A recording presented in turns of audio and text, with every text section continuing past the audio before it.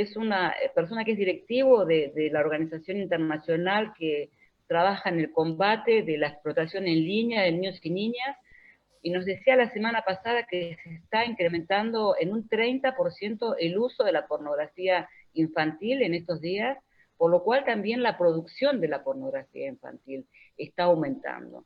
Y como sabemos, eso se produce en los ámbitos familiares.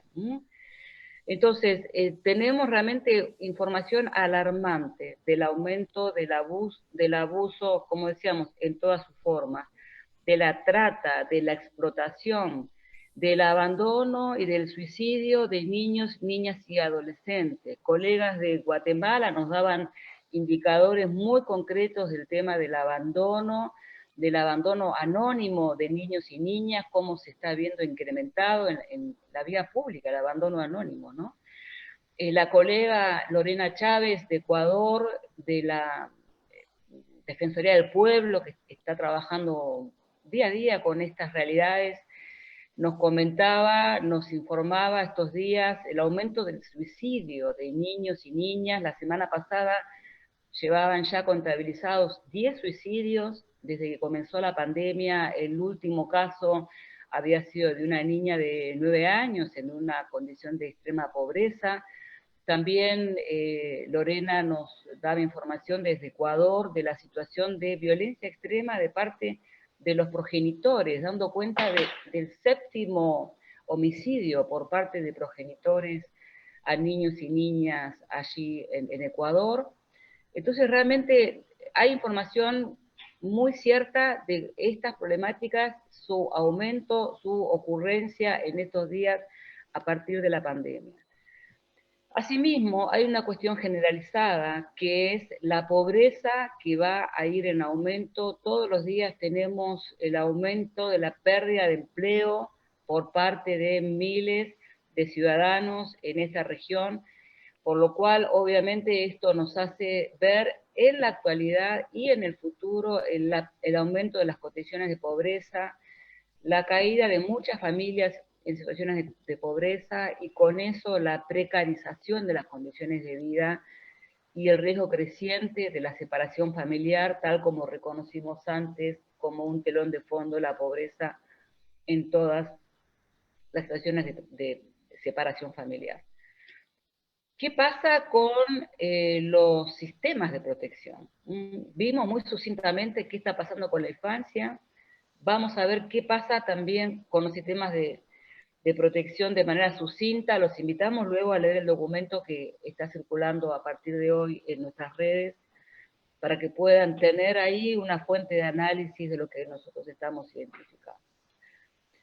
Bien, los sistemas de protección respecto de los servicios públicos y privados. Estamos viendo un lamentable debilitamiento de la presencia o en algunos casos inclusive ausencia de los jueces con incumbencia específica de niñez, de los ministerios públicos o fiscalías especializadas en niñez y adolescencia, que son las que tienen que intervenir, como ustedes saben, cuando hay alguna problemática de vulneración de derechos. Entonces, hay un debilitamiento o ausencia de estas entidades.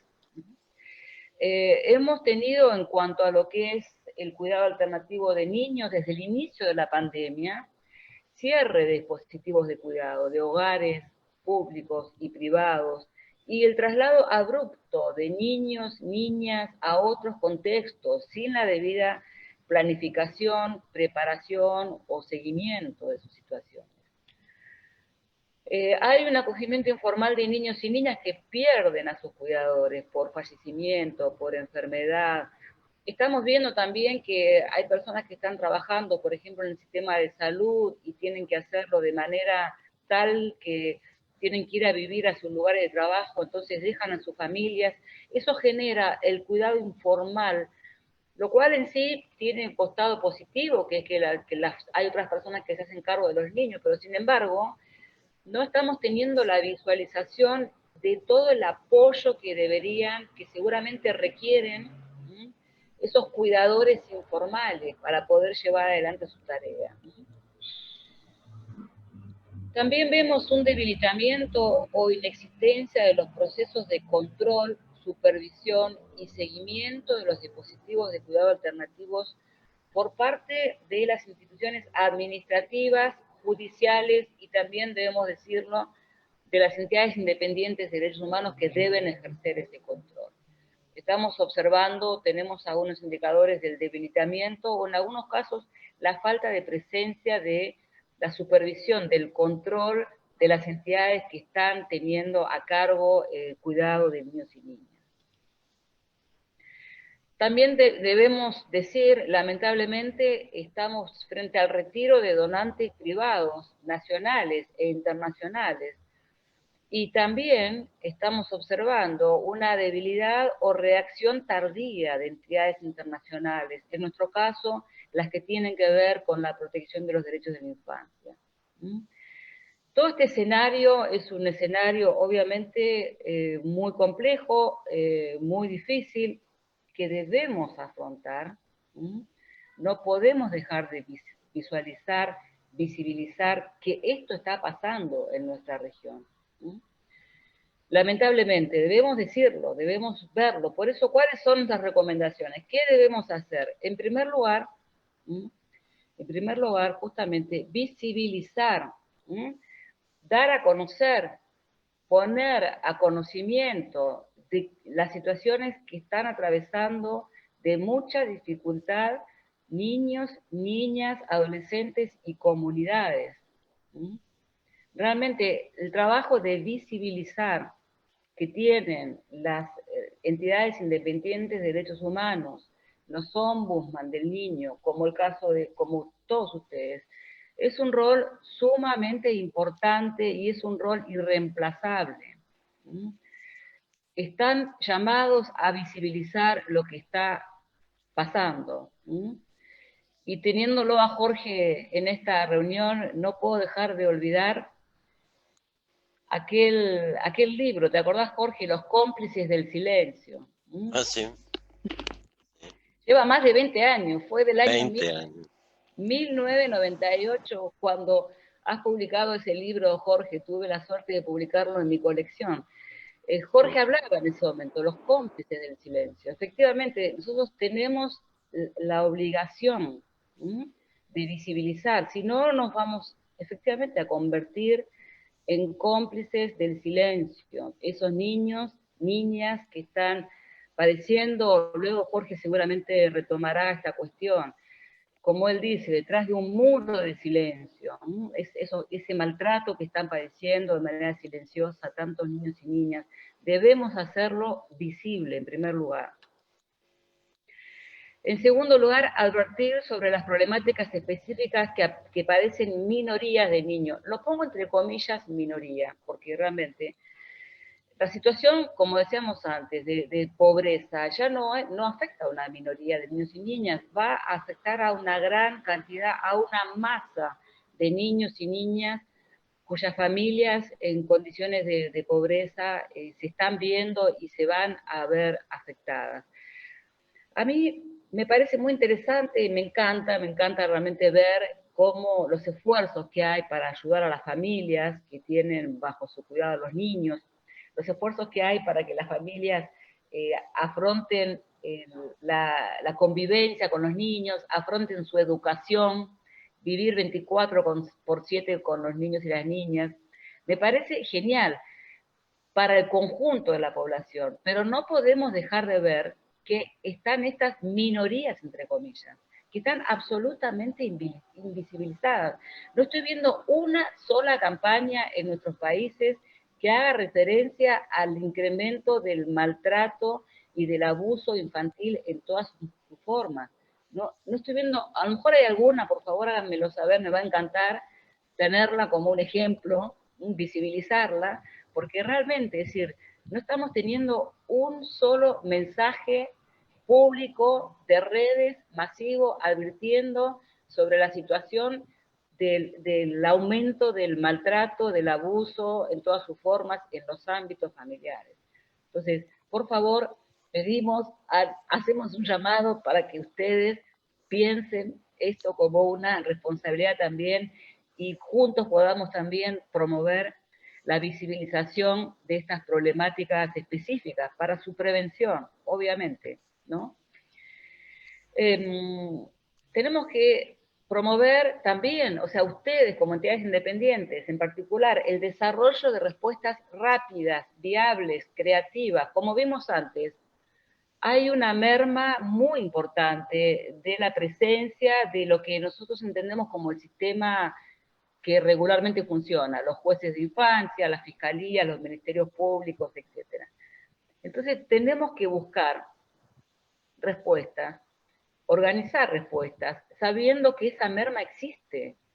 No podemos esperar a que la pandemia termine, a que todos vuelvan a sus lugares de trabajo como habitualmente. Es decir, ya hay que instrumentar, generar, organizar respuestas con todos los que estamos trabajando en el campo de la protección de la infancia, que somos muchos.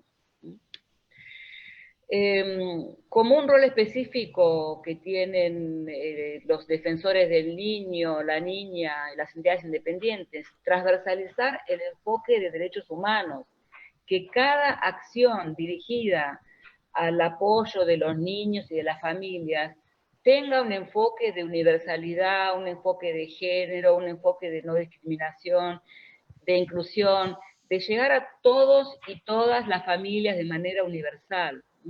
Y eso es una tarea muy específica que tienen ustedes como entidades independientes de derechos humanos. También, por favor, supervisar los programas y servicios ofrecidos a niños y niñas y familias. Necesitamos que tengan presencia, tanto en los programas especializados como en esos lugares que nosotros llamamos, porque son lugares de encierro. Por favor, tengan presencia. Vean, además de emitir recomendaciones, perfecto, todo bien, pero digo, tienen que tener una presencia, obviamente, cumpliendo con las medidas sanitarias, cuidándose, todos nos estamos cuidando, pero no debemos dejar en soledad, detrás de esos muros de silencio, a tantos niños y niñas que están en esas situaciones de padecimiento, de mucha fragilidad. Para eso es que tenemos que estar ahí atentos. Bien, por mi parte, pues bueno, ir a todos los lugares donde están los niños en situación de encierro es lo que acabo de decir y refuerzo en esta circunstancia. Hasta aquí mi presentación resumida. Como dije, quisiera poder tener un diálogo luego con ustedes a partir de muchas de las cosas que yo dije de manera sintética, pero entiendo que es de esto que nosotros debemos hablar en esta reunión. Así que muchas gracias, Analía. Gracias, Matilde. Bienvenido, Jorge. Yo estoy tomando nota ya de las preguntas. Le damos la palabra al doctor Volnovich. Bueno, no sé si me escuchan bien. Se escucha sí, bien. Perfecto. Bueno, siguiendo la línea que trazó Matilde, yo quería compartir con ustedes algunas reflexiones, ¿no?, sobre la situación del aislamiento promovido por los estados frente a la pandemia, sobre todo a nivel de la subjetividad de niños, niñas y adolescentes, y en una segunda parte, la parte que tiene que ver con la subjetividad de los niños, niñas y adolescentes objetos de maltrato.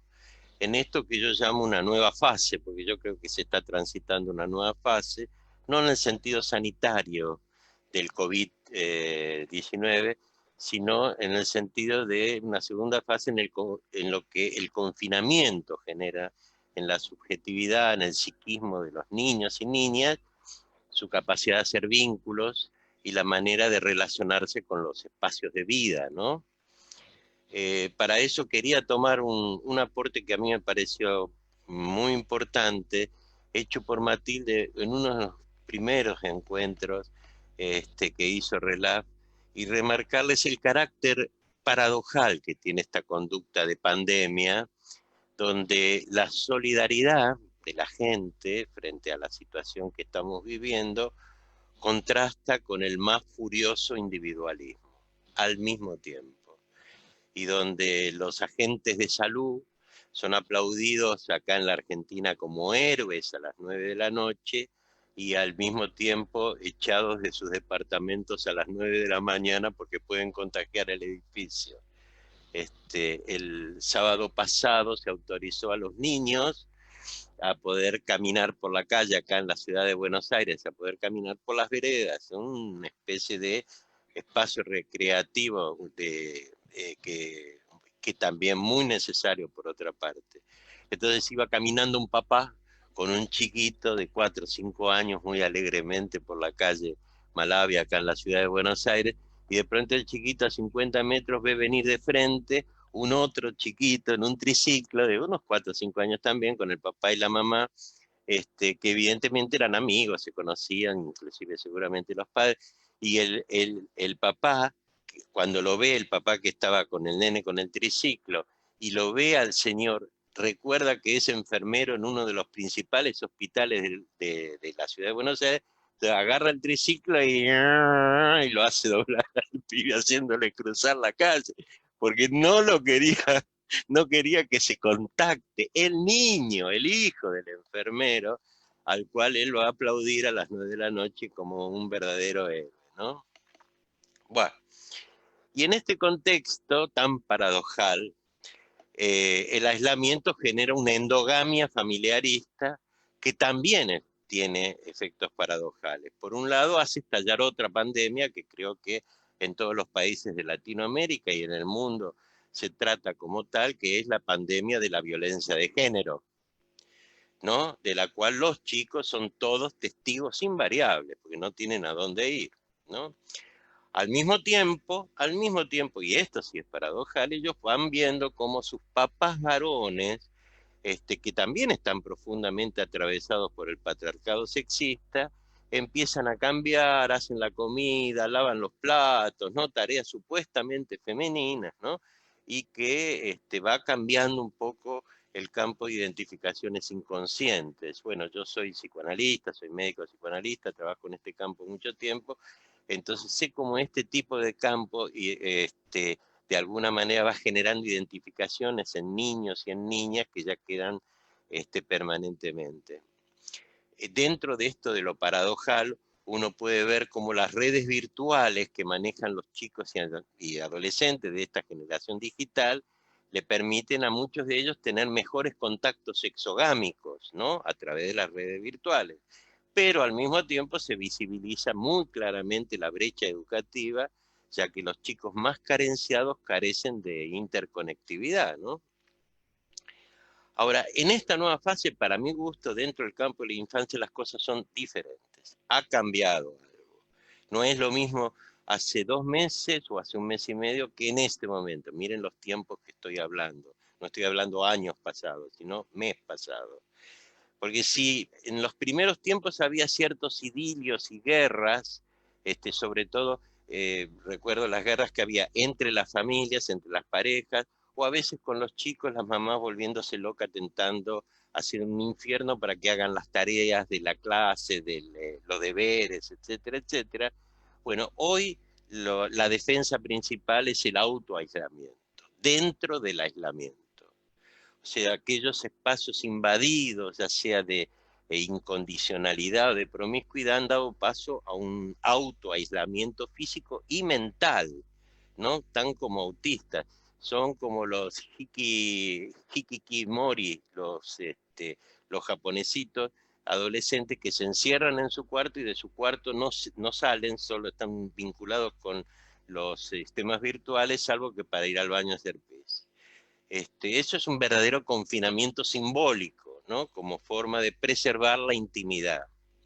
Inclusive algunos chicos padecen ese orgullo del confinado, por el cual en un momento dicen, yo no quiero hablar con nadie. Le dicen, ¿querés hablar con tu abuelita? ¿Querés hablar con tu abuelito, con tu tía? Yo no quiero hablar con nadie. Me quiero encerrar y no quiero hablar con nadie. Muchos chicos, esto pasó el sábado y el domingo en la ciudad de Buenos Aires, cuando les decían de salir a la calle, decían, no, yo a la calle no salgo, no solamente por miedo a salir a la calle después de todo lo que escuchan y ven, sino además por un cierto orgullo de quedarse dentro de su casa.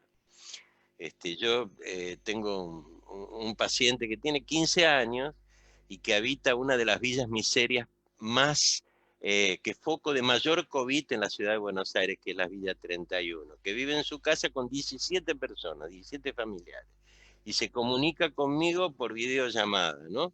Y entonces para poder tener intimidad sale al pasillo, sale en la parte de afuera con lluvia y con viento, y tenemos la llamada mientras a él se le cae todo, digamos, la lluvia, para poder decirme, Jorge, mi cabeza es una máquina de pensamientos, quiere decir que está como aislado dentro de su propia cabeza y al mismo tiempo está a la intemperie, digamos, ¿no? Yo traigo este ejemplo simplemente para demostrar que es posible inferir en esta nueva fase la generación de un territorio de frontera entre el adentro y el afuera, una especie de borderline difuso, donde ninguna frustración se tolera y la norma en general es actuar antes de pensar. Se trata del límite de lo soportable de los niños y las niñas que lo expresan de manera sintomática. Un chico hacía este juego con sus amiguitos, este juego virtual, juntaba todas las manos y dicen, chicos, mire, ustedes juegan, juntan así las manos, y después todos juntos, tipo TikTok, vamos estirando, estirando, estirando, estirando, estirando, hasta que ¡boom! Explota todo, ¿no? O sea, y todos los otros chicos hacían lo mismo. Estiraban, estiraban, estiraban, estiraban y ¡boom! Explota todo. Ustedes pueden imaginar a qué se está refiriendo ese chico y cómo ese juego ha tenido tanta, digamos, tuvo tanta rating entre sus compañeritos. La cuestión es comprender que si un niño en estado de confinamiento se hace pis, tiene rabietas, conductas autodestructivas, como bien mencionaba antes Matilde, o se vuelve caso autista, no tiene otra cosa más que ver que con la pérdida de control psicomotriz de su vida, ya que no puede correr, ir a la plaza, jugar, ir al colegio. El jugar, como dice un famoso psicoanalista Winnicott, es vivir, ¿no? Y tanto el aislamiento como los territorios fronterizos muestran la distancia entre el cuerpo virtual y el cuerpo real que juega.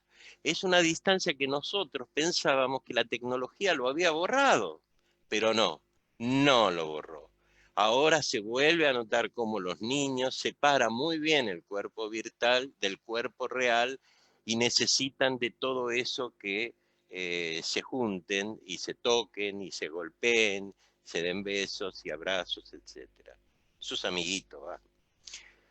Pero además, yo me permito decir, y esto que sobre todo se nota en los chicos más chicos, en los que son menores de 8 a 9 años, ¿no? Esos chicos que tienen menos manejo de las redes digitales en cuanto a poder expresar sus malestares. En ellos se nota mucho más, a pesar de que también son una generación digital.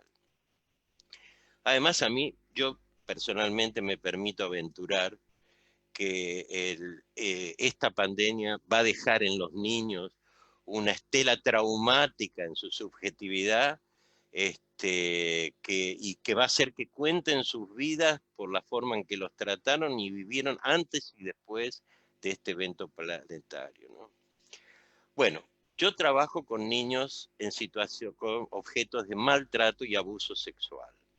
Y yo me quiero referir a esta situación.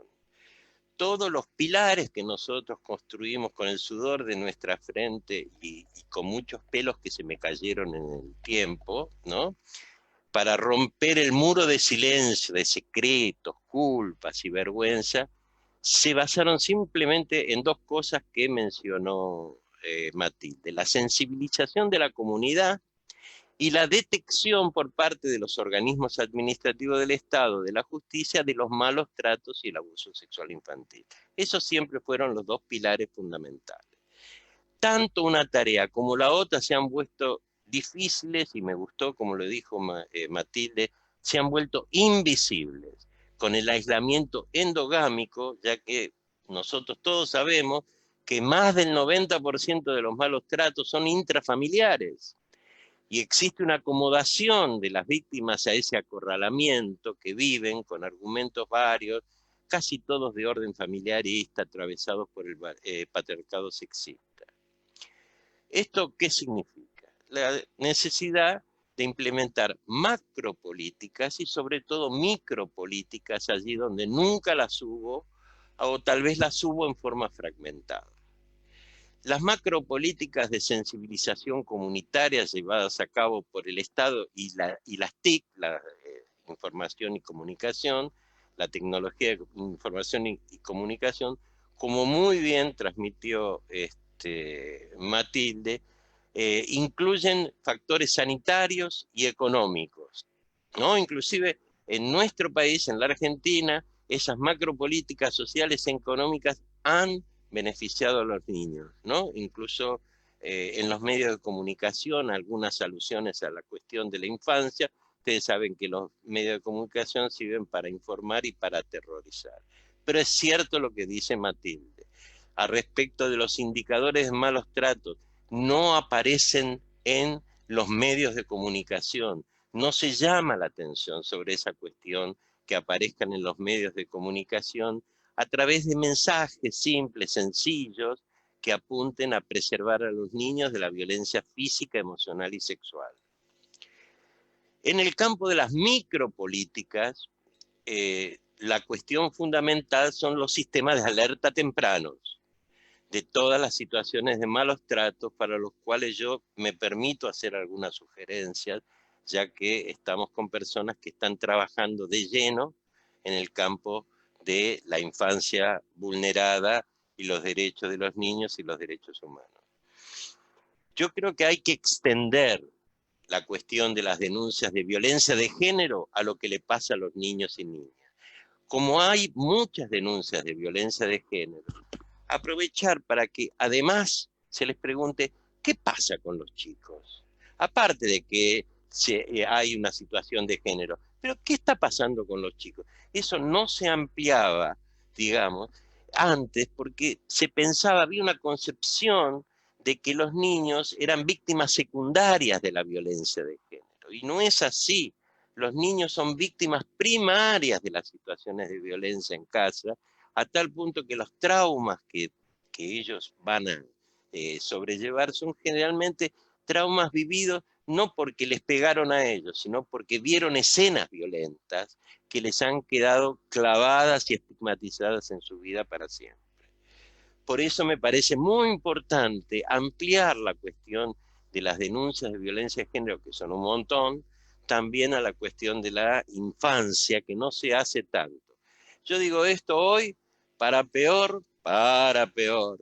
Hoy en Buenos Aires, Argentina, una de las principales megalópolis de Latinoamérica, la gente de la línea 144 que recibe las denuncias de género está de paro. O sea, no trabajan porque no les pagan.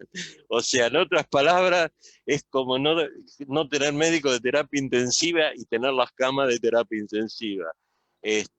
Lo cual hace que todo lo que yo estoy diciendo, que es vamos a ampliar las denuncias de violencia de género a infancia, etcétera, para eso hay que tener gente, pero esa gente está de paro, les aviso, por lo menos en el día de hoy. En el campo de la educación me parece una cosa muy importante, porque los niños que poseen conectividad están recibiendo de parte de los maestros, etcétera, materiales para continuar con su trabajo escolar. Lo que pasa es que lo que no reciben son todos los materiales referidos a la educación sexual. En la Argentina, la educación sexual es obligatoria. En otros países tal vez no lo es. Pero de cualquier manera, sea de una manera u otra, siempre ha sido la mejor forma de prevenir el abuso sexual en la infancia, la educación sexual. Existen un montón de libritos, yo ayer vi uno donde se le puede explicar hasta a los chicos chiquitos la cuestión de la educación sexual. Vi uno que se llama El secreto del erizo, un libro precioso para contarle a los chiquitos y a las chiquitas sobre que hay secretos buenos y hay secretos malos. Hay otro hecho por la gente de una provincia argentina, Neuquén, que se llama Contalo, que es bueno, si en forma de mimos, es casi un tutorial de mimos, donde dicen que si se meten con tu cuerpo, contalo.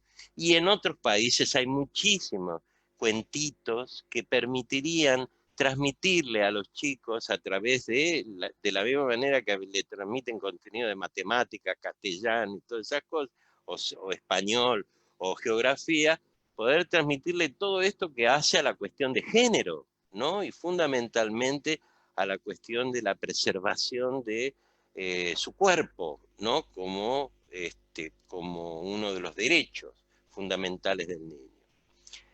En tercer lugar, me quería referir a que por lo menos en la Argentina, no sé en los otros países de Latinoamérica, lo cual sería bueno que lo conversemos, en este momento están funcionando los regímenes de visita de los padres, ¿no?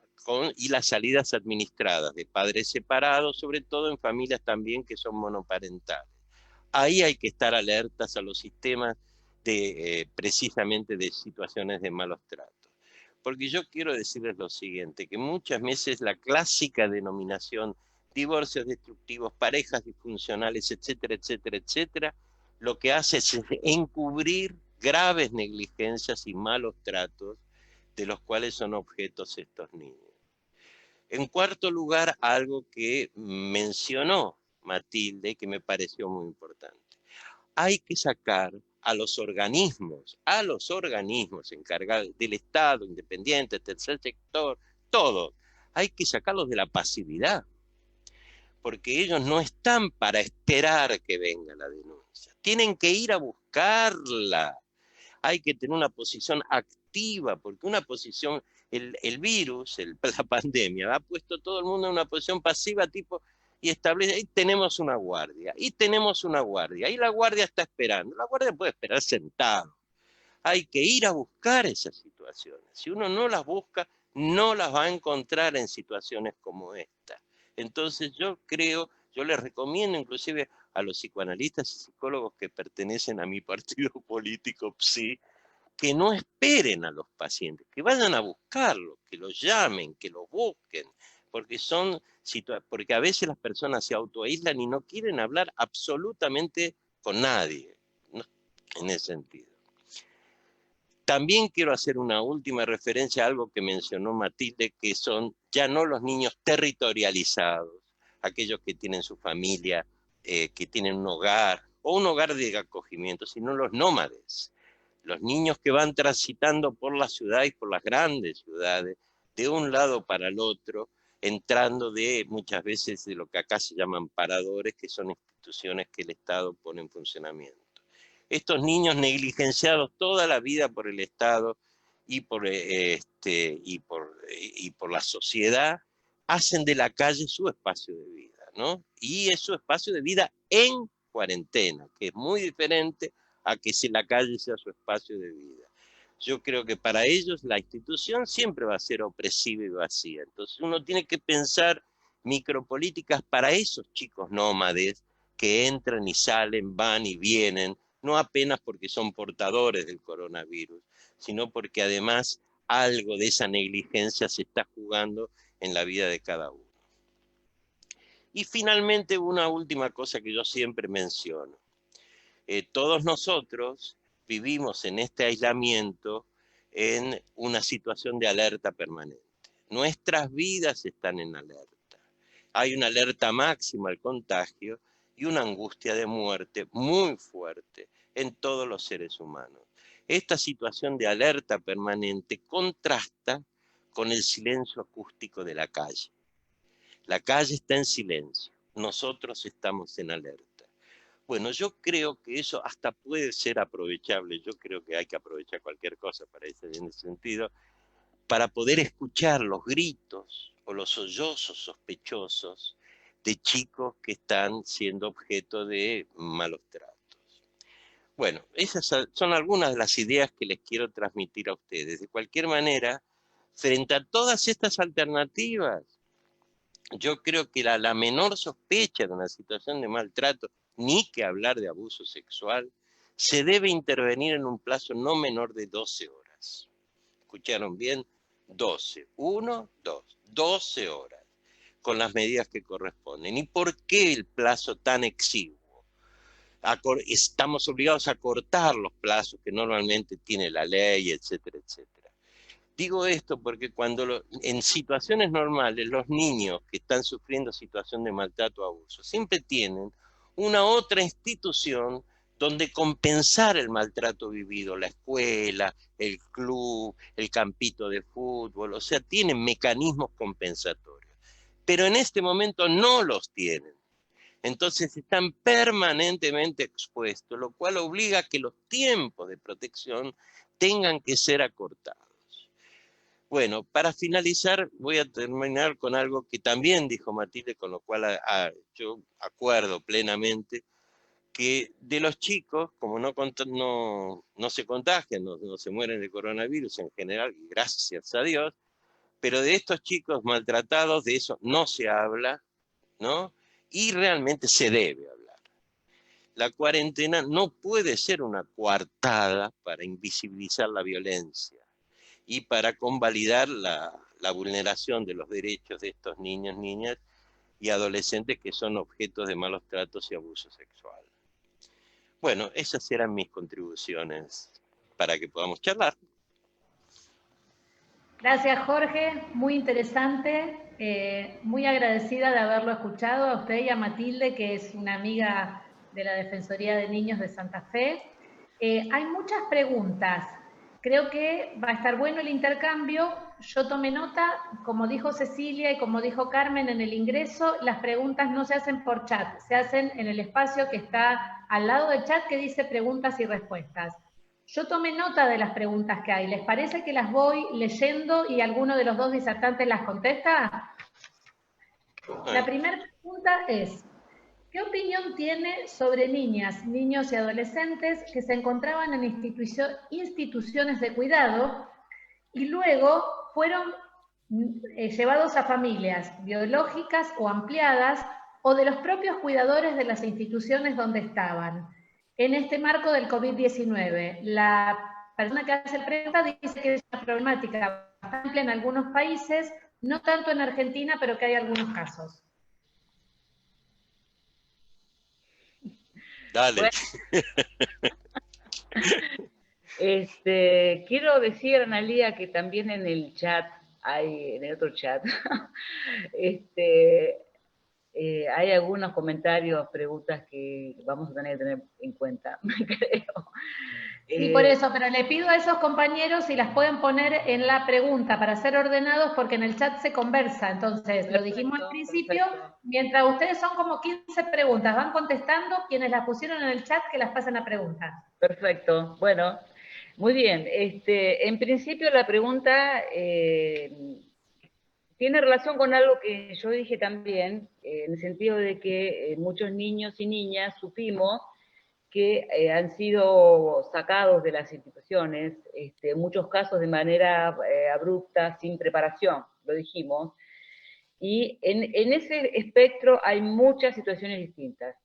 La pregunta concreta, ¿qué pasa si un cuidador o cuidadora se lleva a un niño a su casa? Que eso es lo que están preguntando. Nosotros hace muchos años trabajamos en este tema del cuidado alternativo, del acogimiento, de los programas de acogimiento, la preparación de los cuidadores. En sí, que una persona que trabaja en una institución se lleve a un niño o niña a su casa para su cuidado no es bueno ni malo. Es posible si está sujeto a unos procedimientos. ¿Qué quiero decir? Los procedimientos, ¿cuáles son? Ese evaluador tiene que ser evaluado junto con su familia. ¿A dónde va a ir el niño? El niño, el cuidador puede ser un muy buen cuidador en el hogar, pero cuando va a la casa es otro ámbito, donde esa persona vive con otras personas, y es un ámbito. Entonces, puede ser un recurso positivo.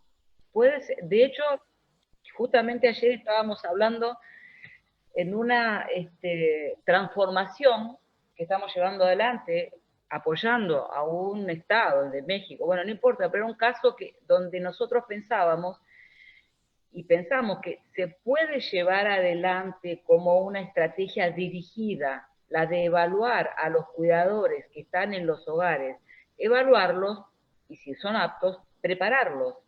Es algo que hemos hecho en diferentes oportunidades. Hace muchos años lo hicimos, por ejemplo, apoyando a un hogar donde había bebés en el Paraguay, en la ciudad de Asunción. ¿Mm?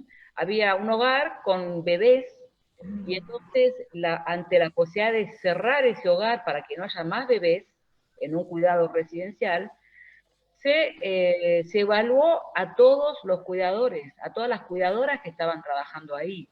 ¿Qué pasó? No quiere decir que todos los cuidadores, todas las cuidadoras automáticamente se llevaron a un bebé a su casa. Del conjunto de cuidadores, los que quisieron fueron evaluados. Los que no quisieron se fueron a trabajar a otro lugar. Los que quisieron fueron evaluados. Y algunos de los evaluados fueron aptos.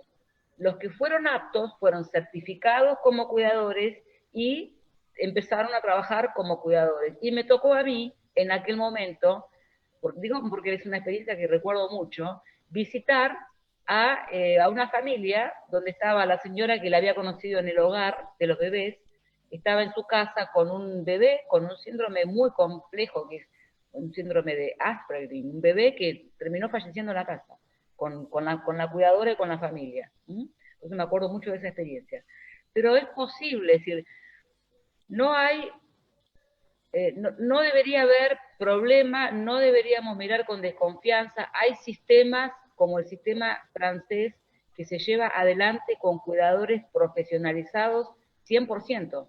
Las familias de acogida están compuestas y están con personas a cargo que son profesionales, que trabajan de eso, trabajan de cuidar al niño en su casa, lo cuidan temporalmente, pero para eso hay todas unas reglas de procedimiento. Esas personas son convocadas, son evaluadas, se les paga, tienen derecho a vacaciones, hasta se jubilan de ser cuidadores, de ser familias de acogida. Entonces digo, no hay ningún problema, lo que no miren per se con desconfianza esa práctica, sino lo que ustedes tienen que ver que esté sujeta a ciertos procedimientos. En primer lugar, lo que digo, que la familia haya sido evaluada, ¿sí? Y que haya sido capacitada y que sea supervisada, que sea apoyada. Tampoco es cuestión de dejarla al niño ahí e irse y nunca más te va a ver a la familia qué pasó, aunque se le pague todos los meses. Hay que apoyar, porque esta es una tarea muy difícil. Hay que apoyar y, sobre todo, hay que ver que ese niño o niña tenga una respuesta definitiva, porque puede estar un tiempo con ese cuidador mientras se resuelve la situación que da origen a la separación. Entonces, en comentario. sí, no me puedo, comentario. perdón, quiero terminar de responder, termino con esto. Sí, Yo no me puedo pronunciar por la situación que me están preguntando porque no la conozco, pero por regla general les digo, sí es posible que las personas que trabajan en los hogares se conviertan en cuidadores, en familias de acogida, cuidadores domiciliarios. Es totalmente posible siempre que esté sujeto a reglas. Sí, Jorge. Sí, yo quería hacer un comentario también, siguiendo tu línea para esta. La pregunta, buenísima, buenísima. Y le agradezco a la persona que lo haya hecho. Porque si para algo sirvió la pandemia esta desgracia que estamos viviendo, es para mostrar que el Estado tiene que tener una política donde se junte todo, aquello que estaba antes fragmentado por un hipercapitalismo loco, entonces que todo se tiene que juntar y aunar. No es posible que un hogar tenga una política, otro tenga otro, otro tenga otro, otro tenga otro y otro tenga otro. No, no, no, no, no. Hay que tener una política común, es el Estado que tiene que tener una política común para todo, ya sea si es en determinadas, claro, dependiendo de las regiones, las circunstancias, dependiendo de las relaciones que hay en cada geográficas inclusive, pero de cualquier manera tiene que tener una política única. Ahora bien, si bien comparto todo lo que dijo a respecto de los operadores, comparto lo que dice Matilde, en una situación de urgencia, donde se tiene que decidir de urgencia por la pandemia, Si vos tenés una persona que está trabajando, es un operador, etcétera, no hay demasiado tiempo para poder evaluar. Y si todos los hogares deciden hacer lo mismo, hacen lo mismo. Y si alguno puede hacerlo y otro no, bueno, se puede decidir en su conjunto. Porque resulta que hay muchos pibes que la pasan mucho mejor en su hogar que en cualquier otro lado. Imagínense volver con su familia biológica, que es la familia que lo maltrató. Eso es una irresponsabilidad. Eso es una total y absoluta irresponsabilidad. Digamos, una cosa es que los niños, digamos, continúen desde el hogar manteniendo contacto con sus familias de origen porque ya estaban en contacto, se hablaban esos contactos que no deben cercenarse ni impedirse porque ya estaban sucediendo, y en vez de ser visitas personalizadas, serán por teléfono, por video. Y otra cosa es llevar a un niño de una situación de hogar o una cosa parecida al lugar en donde realmente él fue apaleado, castigado o abusado. Eso es una irresponsabilidad y yo personalmente creo que no solamente irresponsabilidad, sino que es un crimen, porque eso es retornar a las mismas situaciones.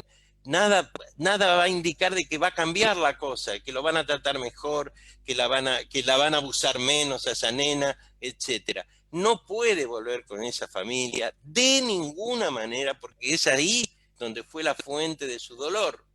Entonces yo creo que eso no puede ser aceptado. No puede de ninguna manera ser aceptado. Mucho más cuando sabemos, por experiencia de todos nosotros tenemos, que es muy difícil el seguimiento de ese proceso. O sea que los servicios que todavía ni se mueven o están difíciles para poder tomar un caso, yo trabajo en campo, ¿no? Todos los días, o sea que sé bastante de esto que se trata.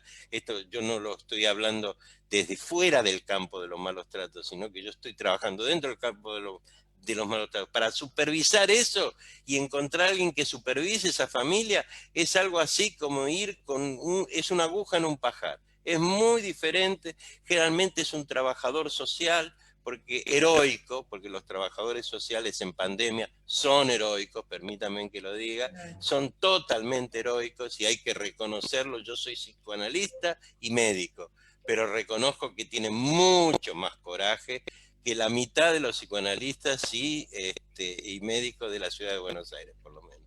Así que en ese sentido yo me opongo que a todos aquellos que han devuelto a los niños a sus familias de origen, que es exactamente biológicas, no de origen, que son directamente donde los han maltratado. Me opongo totalmente en ese sentido. Jorge, Matilde, nos quedó claro, es muy buena pregunta, fue la primera pregunta. Florencia, que es la persona que hizo la pregunta, está levantando la mano. Yo te pido, Florencia, que repreguntes porque tengo 19 preguntas. Creo que quedó claro que es posible hacer casuística en este sentido. Sí hay una claridad de que, ¿por qué no? Sería, conforme lo dijo Matilde y lo refutó Jorge, ¿por qué no quedarse con un cuidador si es que está habilitado, si está dentro del programa evaluado con capacidades para en ese momento de ese niño? Vamos a esperar que repregunte Florencia y voy con otras preguntas. La segunda pregunta es ¿qué tipo de apoyo se da a esas familias que alojan un niño en contexto de pandemia? Sí, en ese caso lo que nosotros estamos orientando es que las familias, más aún si son, como hablábamos antes, cuidadores que trabajan de eso, deben ser apoyadas también en el sentido material de eso. Estamos iniciando un apoyo a Venezuela y en ese caso, por ejemplo, las familias de acogida que se están llevando adelante, estamos iniciando la convocatoria de familias y demás, tienen que ser familias que reciban apoyo material también, porque tengan en cuenta además que hay una situación, como estamos diciendo, de pobreza generalizada, ¿no? Además, no hay ningún problema en que las familias reciban apoyo material, al contrario, ¿cómo se supone que una familia le va a dar de comer, le va a dar acceso a internet para que el chico tenga la clase, le va a comprar la medicación si la requiere, etcétera, etcétera, etcétera? Es decir, como decía el Bettelheim, ¿no? El amor no basta, no es solamente, nosotros no tenemos que tener la hipocresía de decir, si le damos apoyo materiales porque están interesados en el material. No, las familias que se hacen cargo de los niños requieren de un apoyo, y es más, no hay ningún problema en que sean reconocidas como familias profesionalizadas. Y hay un tema que también quisiera retomar a partir de lo que dijo Jorge, que es, nosotros tenemos que tener muy en claro el concepto de la progresividad en el acceso a derechos. Nos va a costar muchísimo, pero no podemos hacer retroceder lo poco que se viene avanzando en el campo de los derechos de la infancia. Si un niño ha salido de una situación de desprotección, de vulneración, y tiene un estatus de mayor protección, de ninguna manera tenemos que habilitar que por cuestión de la pandemia se retrotraiga ese estatus. Igualmente, por ejemplo, lo estamos viendo con el tema de los niños que estaban en casa y pasan a familias, por lo menos en los procesos que RELAF está apoyando técnicamente. Y hablo de un caso muy concreto, por ejemplo, en la Ciudad de México. En la Ciudad de México se desagotó un hogar donde había unos 80 niños aproximadamente, de los cuales muchos fueron con apoyo y evaluación a la familia de origen, y un grupo de unos 33 aproximadamente fueron a familias de los cuidadores, que son familias que están evaluadas, que están siendo apoyadas por un seguimiento personalizado, etc. Nosotros ya hemos establecido ese estándar con los equipos que llevan adelante y con los decisores. No se puede retroceder. El niño que estaba en una situación de privación del derecho a la familia, porque estaba en un hogar y pasó a una familia de acogida, ganó un derecho. Entonces yo no puedo volver atrás la situación y que el niño ahora vuelva a vivir con otros 79 en un hogar. No, es decir, por eso también decimos, y si ustedes leen el documento de RELAF que estamos lanzando hoy, como les dije, lo van a ver en claro, y también como de alguna manera mencionaba Jorge, la pandemia puede ser un escenario de nuevas metodologías, como decíamos, con creatividad, con responsabilidad, sin saltarnos el cumplimiento de estándares. Estamos nosotros muy enfocados desde RELAF a una cosa que le llamamos la identificación de los estándares mínimos. Es decir, qué cosas, y lo hemos trabajado justamente con la Defensoría de Santa Fe, con los equipos de Santa Fe, qué cosas sí o sí debemos hacer. Los estándares de derechos humanos no están suspendidos. El niño tiene derecho a ser escuchado, tiene derecho a ser bien tratado, a respetar su privacidad, etcétera, etcétera, etcétera, etcétera. Tiene derecho a educación, etcétera. Entonces, con qué mecanismos y de qué manera mínima, mientras dura la pandemia, podemos hacer que los niños y niñas accedan a esos derechos? Tenemos en ese sentido estándares mínimos identificados para los procedimientos del cuidado familiar en modalidad de acogimiento. Entonces, no es que vamos a suspender los estándares de ninguna manera, pero insisto, esta situación de pandemia nos ha sorprendido a todos,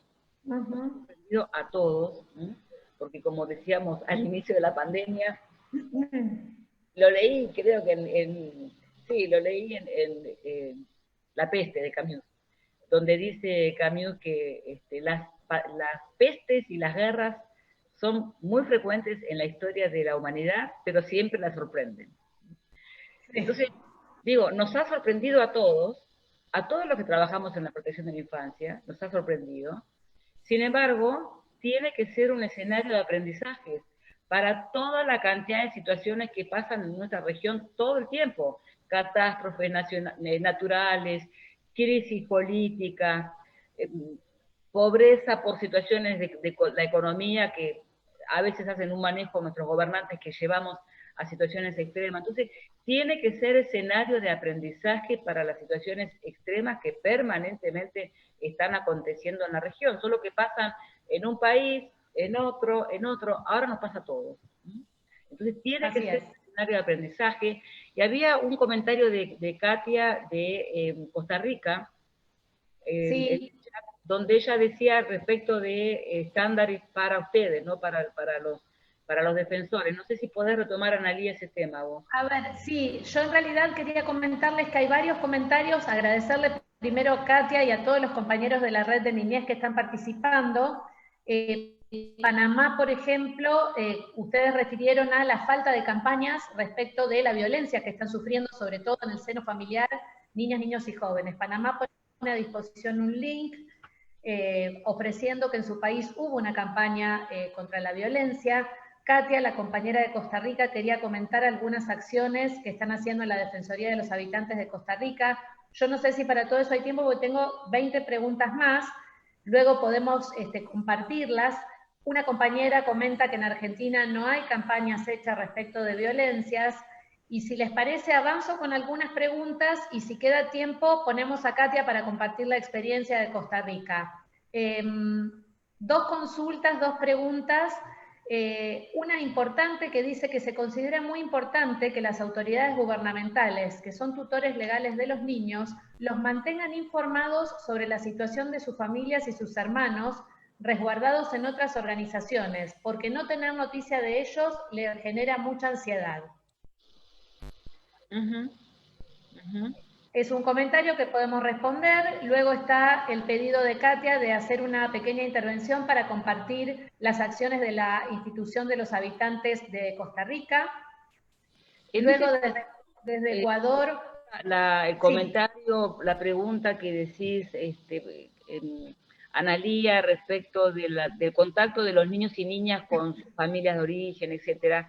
Me parece interesante, sí, a lo mejor articularla con un comentario de Marcelo Susini, de la Defensoría de Misiones, que dice que en este contexto estamos de alguna manera aprendiendo a utilizar nuevas tecnologías como las redes sociales, WhatsApp, Zoom, etcétera. Sí.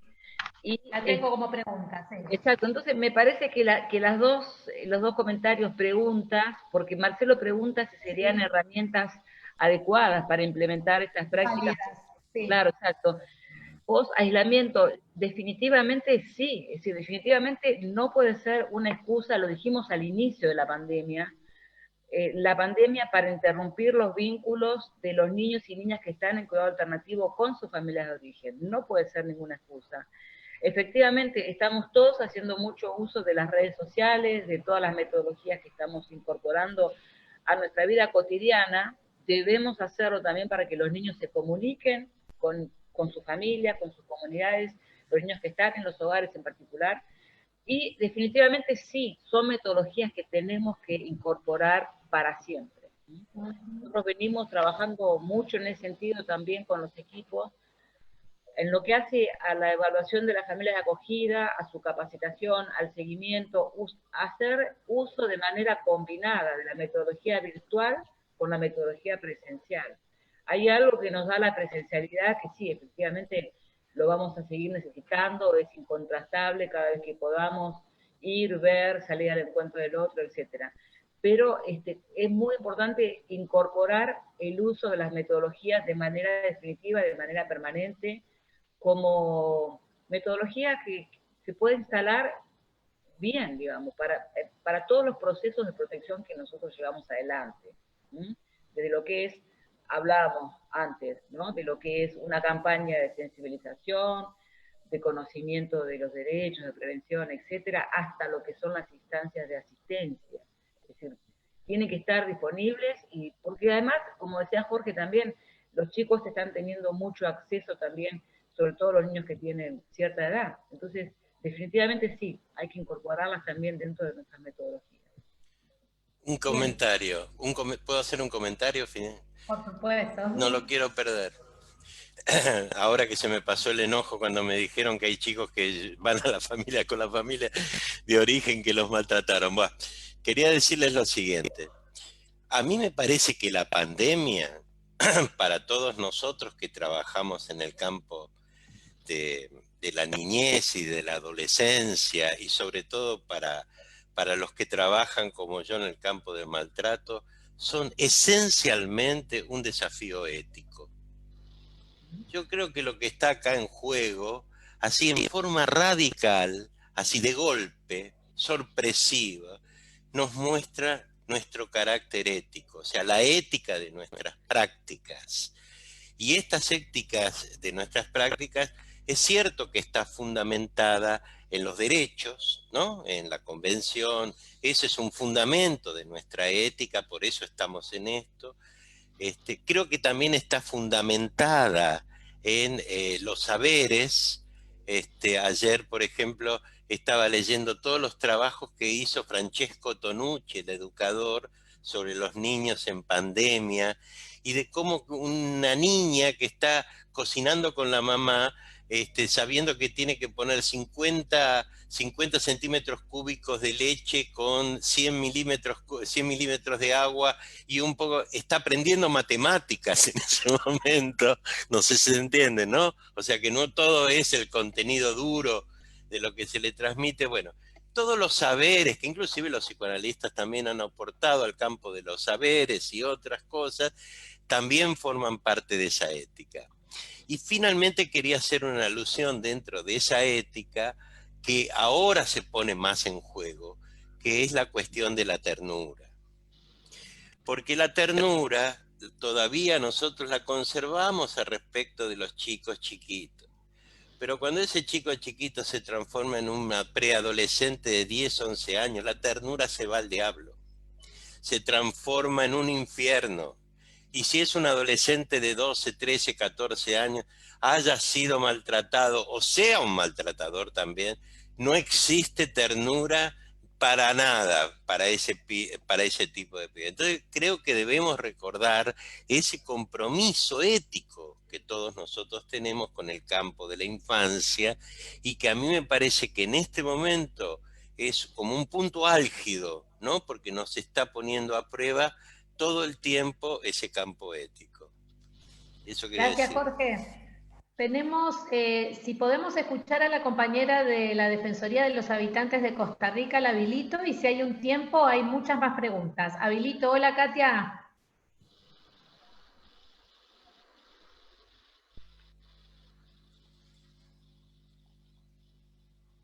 A ver. Hay que destrabarla en silencio, está en silencio, Katia. Deberían, Y no yo sé, estoy clicando arriba del micrófono de ella, pero no me reiniciar audio, a ver. a lo mejor están los tres puntitos arriba, A ver, Analía, arriba en Katia, ahí tiene, está. ahí está, hay tres A ver puntitos. cómo habilita Katia. A ver ahí, hola Katy. Tiene el silencio clausurado. Hay alguien que está. Carmen debería, Sí, tal vez, está, está. Ahí está. Lo he puesto ya. Ahí está. Hola Katy. Hola, buenos días, buenas tardes, buenas noches, todas las dimensiones. Un gusto verles y saber que están bien. Espero un saludo a todos los colegas de la red, las colegas, y que sus familias se encuentren muy bien. El tiempo es oro y este espacio realmente muy valioso, se los agradecemos muchísimo. Hay varios colegas de mi oficina que están también anotados, porque es un tema que, como ya se ha dicho, pues nos ha tomado todos por sorpresa y nos ha retado a generar las mayores creatividades y en nuestro quehacer. Muy rápidamente comentarles que, bueno, cada país tiene respuestas diferenciadas a un problema común. Sin embargo, aquí es donde vemos si realmente los sistemas que por tantos años hemos tratado de construir en materia de protección tienen la solidez suficiente y la capacidad de sostenibilidad y adaptabilidad para situaciones como estas. Yo creo que es un ejercicio de reevaluación de esos sistemas, ya no para medidas de largo plazo, políticas de largo plazo, sino para capacidades de respuestas inmediatas, que es lo que en este momento se impone. Quería compartirles dentro de esa creatividad, todavía no sé si son buenas prácticas, pero es un ejercicio que nos animamos a hacer recién empezada la pandemia, que fue precisamente en el ámbito de los niños, niñas y adolescentes que se encuentran en albergues y alternativas de protección supervisadas y a cargo del propio Patronato Nacional de la Infancia, que para los demás colegas de la región es la instancia rectora y la que atiende la niñez en toda su dimensión. Hay 46 alternativas en el país y ya nosotros veníamos con una periodicidad, revisando los modelos de atención, las condiciones físicas, las capacitaciones del personal a cargo, etcétera. Pero entonces decidimos, y precisamente guardando las medidas sanitarias que nos obligaron, decidimos hacer un sondeo telefónico con base en una matriz estructurada, con miras a ver cómo se empezaban a preparar. Aquí se les llaman tíos y tías a los cuidadores. Entonces, ¿cómo se preparaba el personal de atención directa para la emergencia, considerando que si bien en Costa Rica no hay toque de queda, no hay suspensión de garantías, no se ha dado una cuarentena plena, en el caso de los niños y niñas, muy tempranamente se suspendió el curso lectivo. Entonces, todos esos niños y niñas y adolescentes han estado en estos albergues ya por 75 días. Entonces, queríamos saber cómo estaban preparados, qué lineamiento les habían dado, y algo muy importante, cómo se les iba a brindar a los chicos y chicas la posibilidad de tener contacto con sus familias, aquellos que estaban bajo algún proceso de acercamiento con la familia.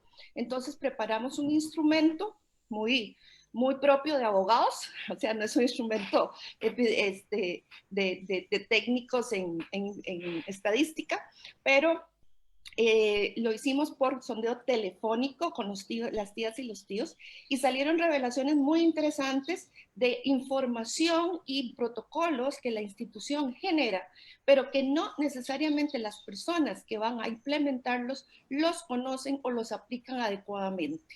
O sea, muchas veces vemos que como una gestión positiva las instituciones que generaron tal protocolo, que generaron tal directriz, pero quien va a aplicarlos no necesariamente tiene todas las herramientas para poderlos implementar.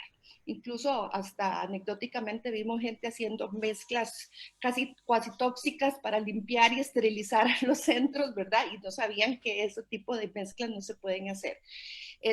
Pudimos también verificar que la institucionalidad mencionaba que había dotado a los albergues de dispositivos como tabletas y teléfonos inteligentes para que los niños tuvieran conexión y contacto y comunicación con sus familias.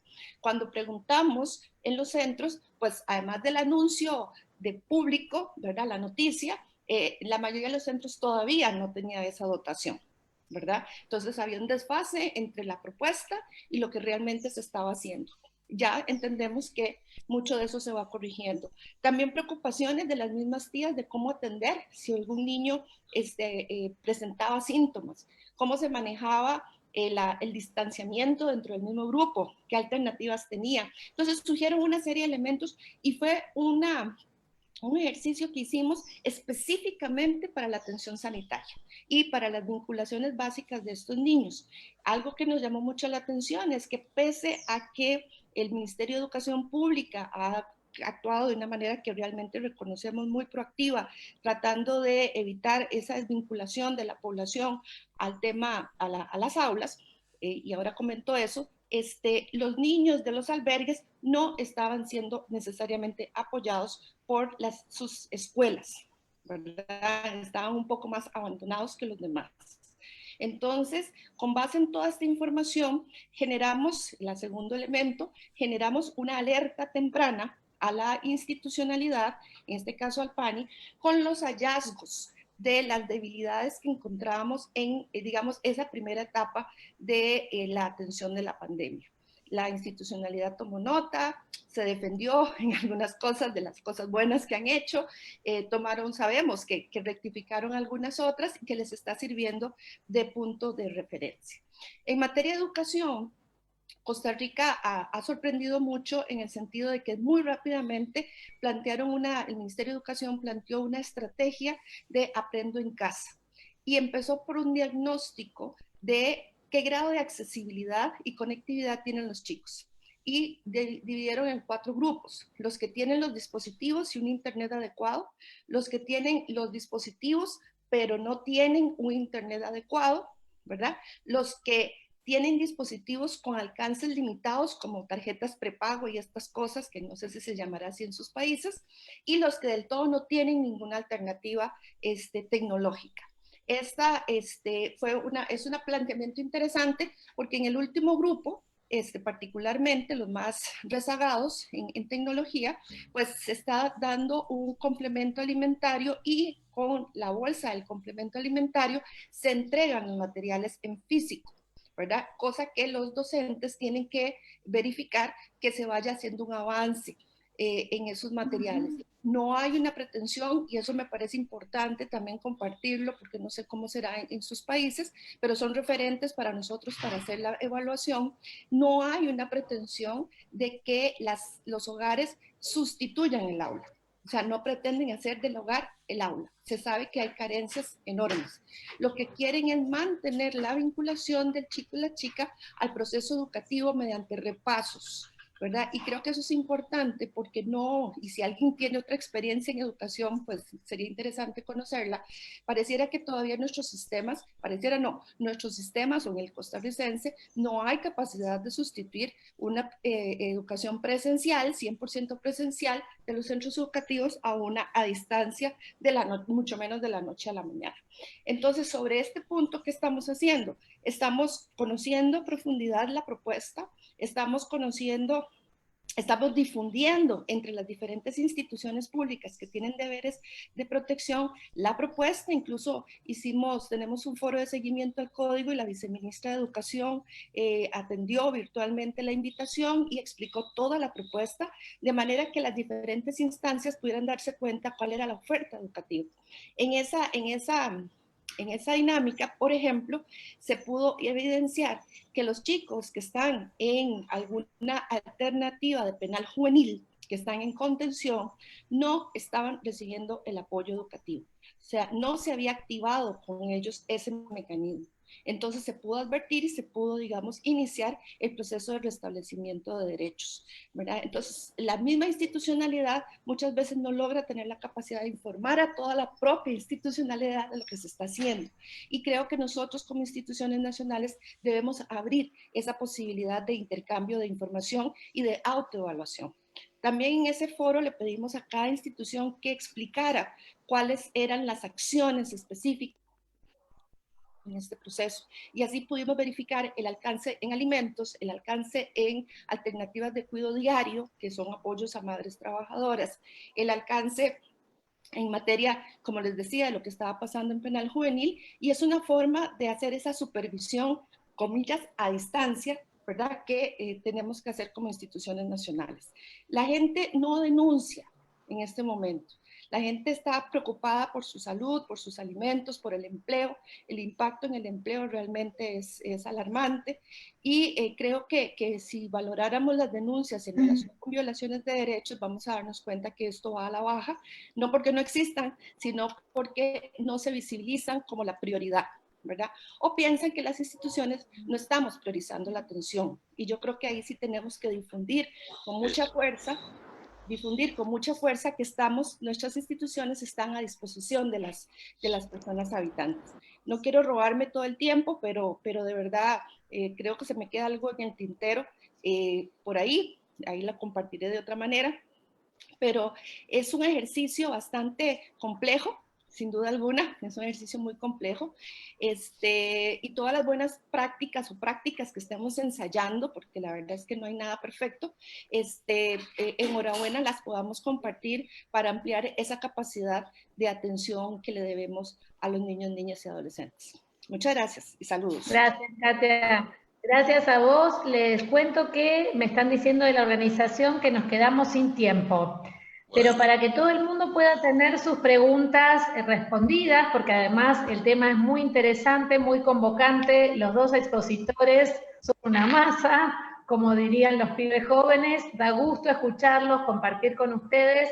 La propuesta sería que hagamos un relevamiento, a ver si Rinka y Fío me ayudan, un relevamiento de todas las preguntas, una devolución por escrito por parte de los dos disertantes de las preguntas y contarles también que tanto la FIO con la Red de Niñez como la Red de Instituciones Nacionales de Derechos Humanos tenemos el compromiso de sacar un pronunciamiento, un documento con todo lo que hoy se ha hablado aquí, tomando como base los principios y el documento de RELAF, los aportes del doctor Jorge Volkovich, y bueno, y después darle una perspectiva latinoamericana para que este documento y todo esto tan rico son preguntas muy interesantes relacionadas a la violencia, a las denuncias, al rol y a la participación del Estado, sobre todo de quienes somos instituciones de control de políticas, cómo controlar las nuevas herramientas de comunicación estén volcadas en ese documento.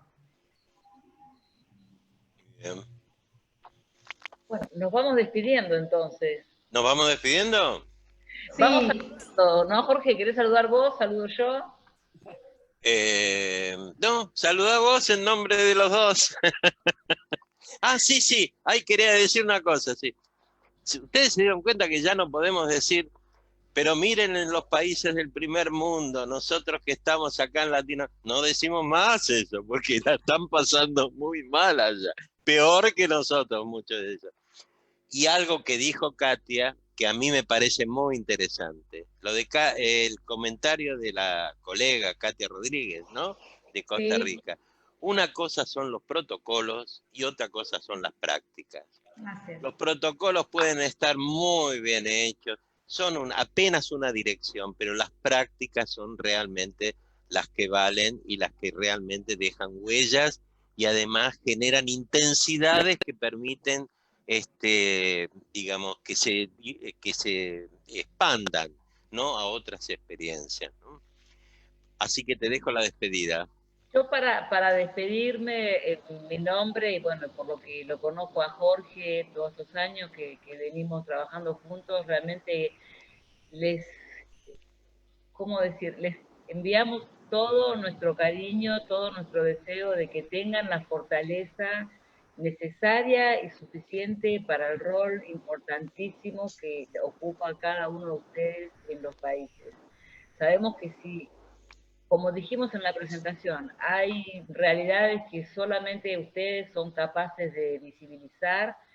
Para eso tienen que estar muy fuertes, con un criterio de realidad muy importante, meterse donde tienen que meterse, usar toda la inteligencia y toda la preparación y toda la valentía que tiene cada uno de ustedes de momentos que por vocación han elegido este lugar institucional en cada uno de sus países. Nadie más que ustedes lo ocupa, cada uno de los que están allí, así que esperamos que ese comunicado de la FIO sea realmente un comunicado valiente, que diga lo que hay que decir desde los lugares que ustedes tienen, y que sea un punto también de demostración de continuidad, de compromiso para todo lo que vienen haciendo y para todo lo que necesitamos que por favor hagan. Así que muchísimas gracias por este tiempo, por este espacio.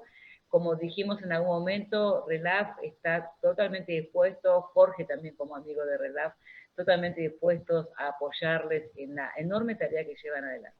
Así que muchas gracias. Gracias a ustedes. Sí. Pues muchas gracias a todos, ha sido un placer y tal y como ha dicho Analía, pues en breve, esperemos que más pronto que tarde, podamos hacer pública esa declaración conjunta entre FIO, Red de Niñez y la RID.